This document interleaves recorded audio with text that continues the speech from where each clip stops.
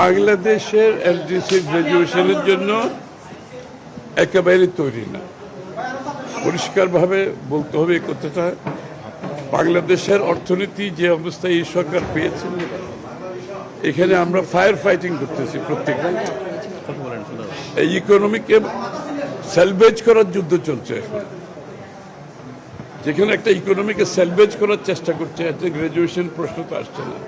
ইকোনমির সব মানদণ্ড নিম্নগামী আমরা যখন দায়িত্ব নিয়েছি, তো সুতরাং সেখানে তো গ্র্যাজুয়েশনের প্রশ্ন আসছে না।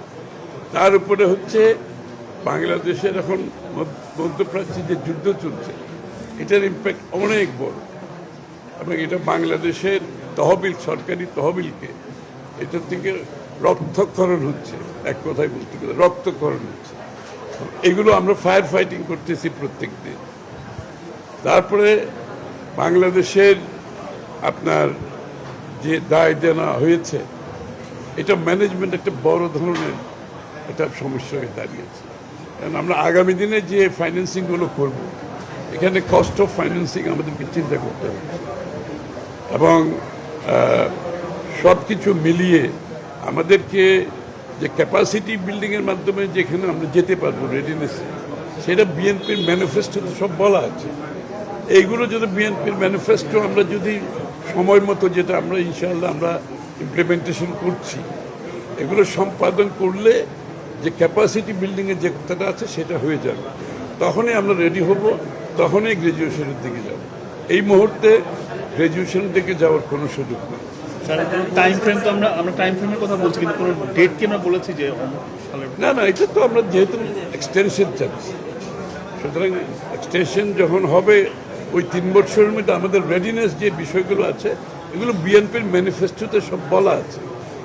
বিএনপির ম্যানিফেস্টোর সাথে রেডিনেসে অ্যালাইনমেন্ট হয়ে গেছে, কারণ আমরা তো এগুলোকে মাথায় রেখে তো আমরা ম্যানিফেস্টো করেছি, এবং ইনশাআল্লাহ আমরা তো বাস্তবায়ন করছি একটা পর একটা, এবং সময় মতো করছি। সুতরাং আমরা মনে করি এগুলো সমাপ্ত করতে পারলে আমরা রেডি হব, তখন আমরা গ্র্যাজুয়েশন। আমরা চাইলেই কি পিছাতে পারি না, এটা তো কাজ চলছে।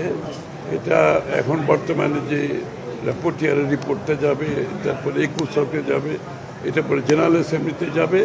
তো বাংলাদেশের কেস তো খুবই স্ট্রং, যেগুলো আমি বললাম।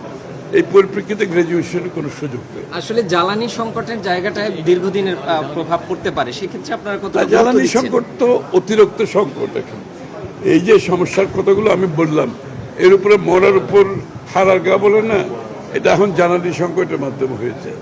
শুধু জ্বালানি সংকটটা না, সমস্ত কমোডিটি, খাদ্যদ্রব্য, পণ্য সব কিছু প্রভাব পাবে।